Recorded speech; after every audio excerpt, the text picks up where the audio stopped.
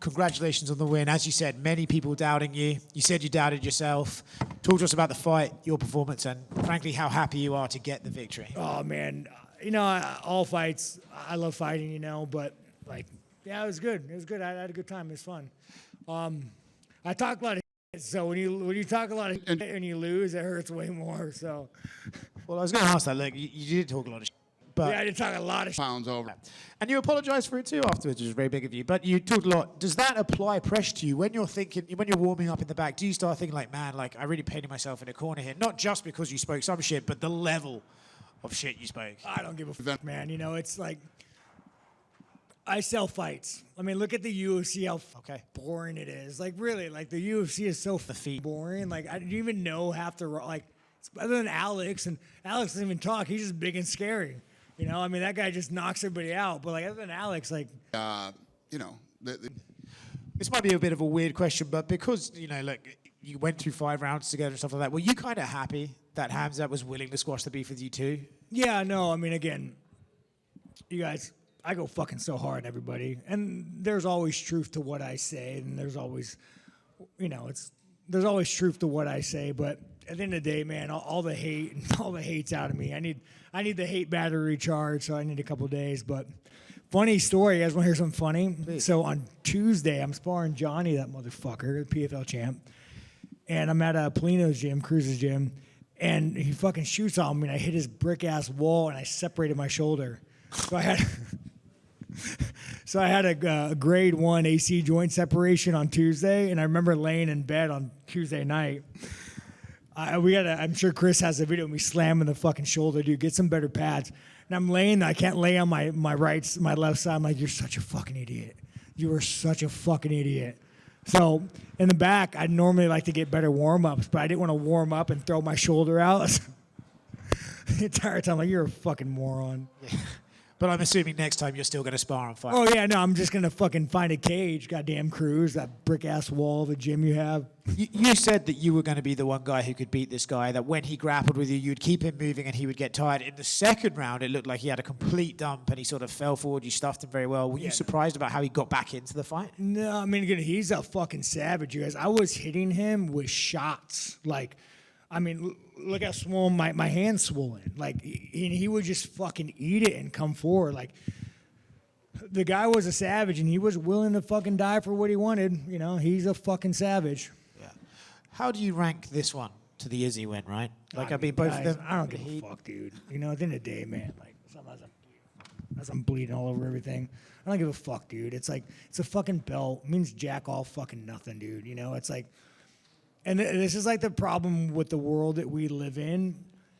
You guys are always just chasing titles that men make, men will give you a title oh, I'm a CEO, I'm a CFO. Dude, no one gives a fuck, bro. It's a title. It's not real, And I've been saying it. The biggest superpower in life is gratitude, right? When I first got to Vegas, when I was 28, after my motorcycle accident, and I got blood everywhere.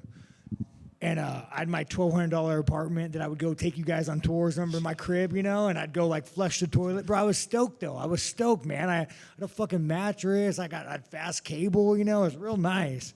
Got my first house. I'm fucking stoked, dude. I'm stoked. Got my second house. I'm stoked.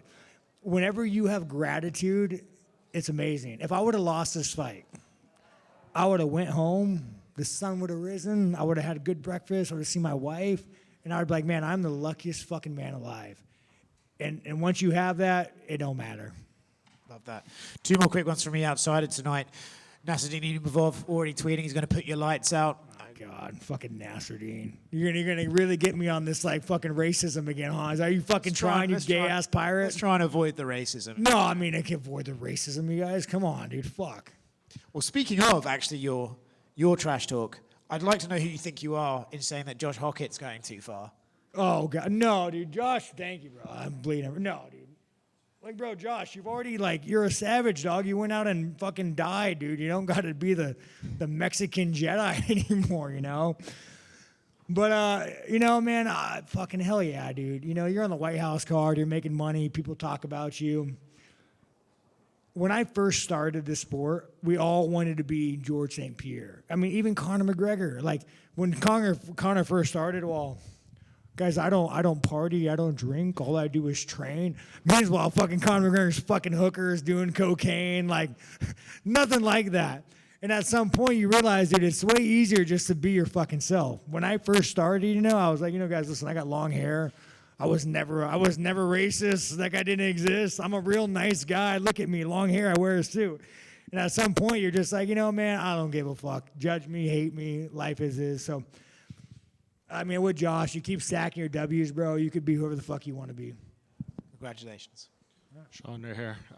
The judges all had it scored the same 2-2 going into the fifth round. Did you feel like that was the decider? Like, did it feel that Let me close? tell you, Chimaev, I know we fought, and I don't want to say anything negative because, the hate battery is gone. But you motherfucker, all right? Did you see in the fifth round what he did to me? He pointed in the mat. He pointed. He said, he said something, let's give the people what he wants. Let's have a man dance or some shit. And I was like, okay. Like, I trust you, the guy that just kicked me in the balls yesterday. Like, I trust you, Chimaev. You seem like a real trustworthy guy. I like your smile. We shook hands. I believe you. So I put my hands up, and he fucking shoots on me. So I remember thinking he had me against a cage. And I was like, dude, if you lose this fucking fight because you are a dumb fucking and trusted this man, like, I'm going to fucking go commit suicide. You are a fucking stupid motherfucker, Sean. Literally, he had me in his cage. And I was telling myself, you are a stupid motherfucker. You are a stupid motherfucker. But yeah, I was so salty, dude. And then I even said, like, what the f? And he laughed. I'm like, that's not cool, dude. That's not cool. No, you can't tell a man you're gonna do the man dance and then shoot a double A. That's not right. There's fucking ethics and codes. Well, no, you felt out very strongly that he missed weight for the fight. Dana White said anyone who believes that, is an idiot when he was just in here. But Okay, do you guys, show of hands, who thinks he missed weights? That fucking scalp, ding, ding, ding, ding, ding, ding, ding, ding, ding, ding, ding. He 1,000% missed weight. We had a guy from my camp was watching him get on the check scale. When he stepped on, his whole camp said, fuck. And they dragged him up because he's run out of time. He 1,000% missed weight. I don't bitch about it, though. I was like, whatever, be a heavyweight. I don't care. Yeah. But, at the end of the day, I heard he said he might want to move up to 205. He should, dude. Like, if that weight cut's killing you, go to fucking 205. Enjoy life. It's way easier competition. Yeah, Dana said that's the first thing he said to him in the cage, that he's moving up for his next fight. So yeah, because you missed fucking weight. I know I should get 20%. What the fuck, dude? Well, do you feel like there's some lost money there in like a rematch? Do I get a bonus? Do we get a bonus after that award? No bonus? I went to co-main for fight of the night. What the fuck, dude? Honestly, fuck it. That little Japanese. Does a Japanese kid get it? Yeah, fuck it, dude. Give the bonus. Yeah. I don't want the bonus, Japanese man. You take it. You earned that, you little fucking savage. Yeah. Well, I guess since he's leaving the division, a rematch with the split decision would have made sense. But is it Nassourdine? Like, is that the fight that? I truly believe in UFC rankings. I think they fucking matter, and I hate when guys jump them. So if that's who the UFC, if that's the rankings, that's who it is. Let's go. What were you and Joe Rogan talking about before the decision was read? I don't know, dude. Fucking the UFOs, man. APAC. I don't fucking know, dog. Like, how he did Theo dirty, who fucking knows? Yeah, just right there. You just shocked the world. Congratulations. My question was also about Nassourdine, but if you want to do this fight, UFC Paris can be a good date. Dana just said it can be for a title and number events. So if you want to come. I love the French folks. I don't consider Nassourdine French. I don't know if he even considers himself French. He might live there, but he ain't fucking French. He ain't French. He don't believe in French. He doesn't stand by French people. But I am never leaving this fucking country again. I ain't going on vacation. I will never fight outside America again. I am a fucking American, and I will fucking die in this country. But that being said, to all the French people, you guys are great, man. And yeah, je suis, something like that. I was gonna flee the country one day, so I learned a little bit of French. Fair enough, and congrats. Sean, just one quick right here. I know you guys squashed the beef, but did you expect Khamzat to actually wrap the belt around you? Man, there is something, and like you guys can't, unless you've experienced it, you just don't know what it's like. When you go and fight another man and like, bro, your soul is just exposed. When you're fucking bleeding and he's bleeding and like, I want to quit, he wants to quit. We don't want to be there. Like, you just have this level of respect for one another that it like transcends race, religion, like nationality, country. It's just, it's something that you just don't know. After, like, you kind of become someone's brother after you and him try to die, win or lose, you know. And so I guess that was after the fight, but even the broadcast was pretty shocked that you guys like touched gloves during the instructions. So why do that? You know, like Chimaev said, I made him the most money he's ever made on a fight. You're welcome, Chimaev.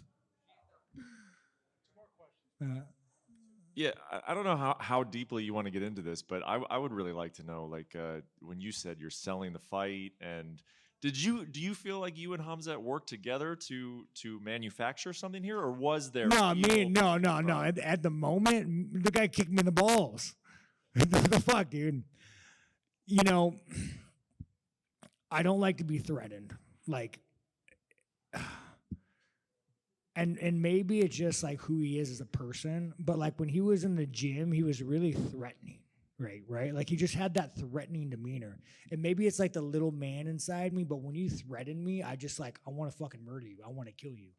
So like, and maybe he didn't take it that way. Maybe it's just his like Chechen sense of humor, but like always in the gym, he would like always kind of like punk me, you know, where I was like, well, let's go spar. And we would never spar. So like, I mean, maybe, dude, I could have manufactured the whole situation in my head, you guys, to be honest.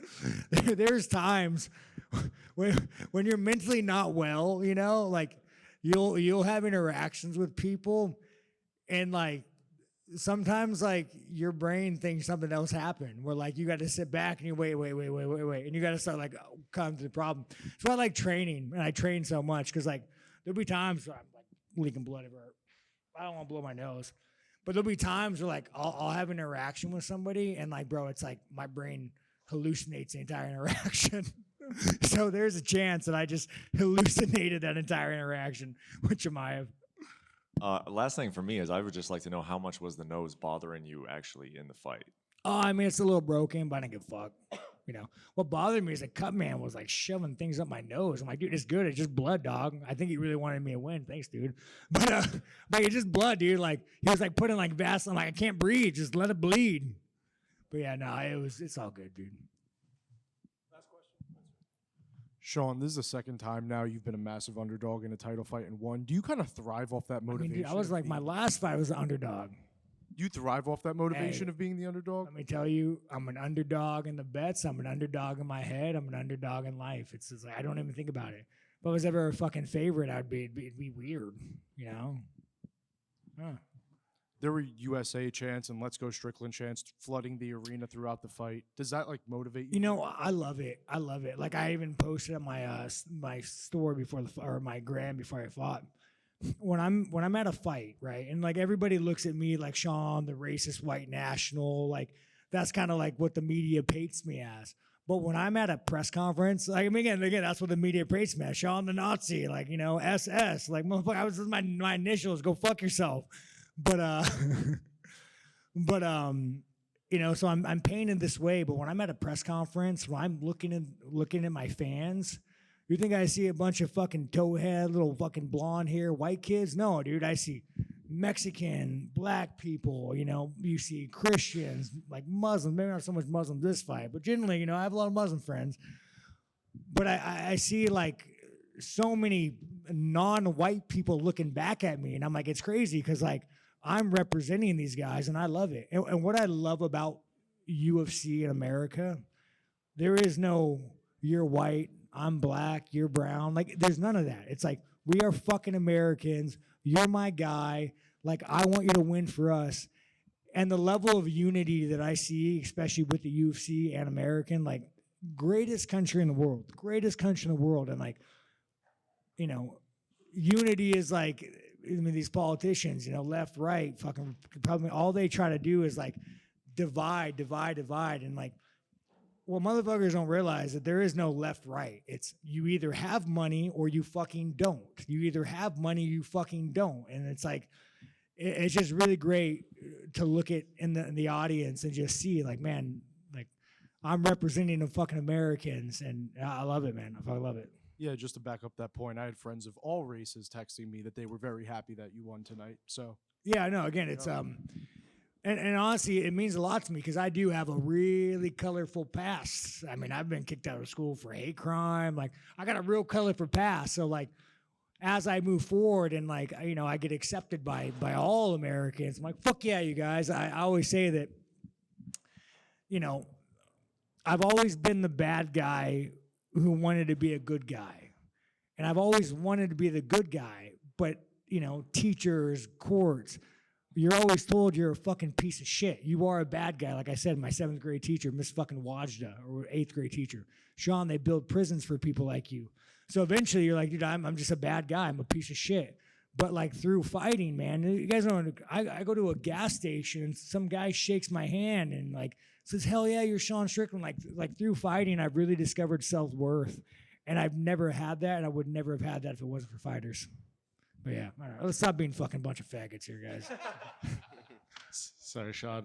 Might make you try to get a little sentimental here too, but you did walk in here saying that you got into the sport wanting to be like George St. Pierre, and he was cage side tonight watching you have this fight. Like, does a moment like that, is Sean the fighter, mean something to have this moment in front of the guy who got you into the sport? Cocking up blood. Yeah. I think I broke my nose.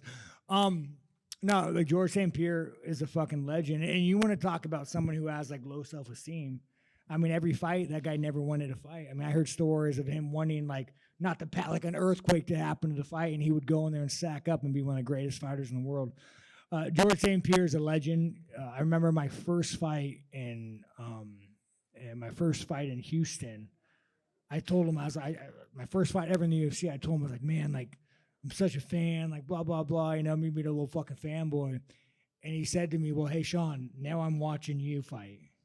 And that was fucking my first fight in the UFC. He told me, Sean, now I'm watching you fight. And yeah, it's awesome, you know. But that being said, he was the icon. We all wanted to be George St. Pierre. We all wanted the fucking Nike money. We all wanted the sweatshop money. But in the day, dude, like, I'm not George St. Pierre. I'm a white trash motherfucker, dude, and I say a lot of off-color shit, and let's go, monster. That's good. All right, guys. Hey, anyways, man, I appreciate you guys. Let the hate battery recharge. I'll give you some better interviews later.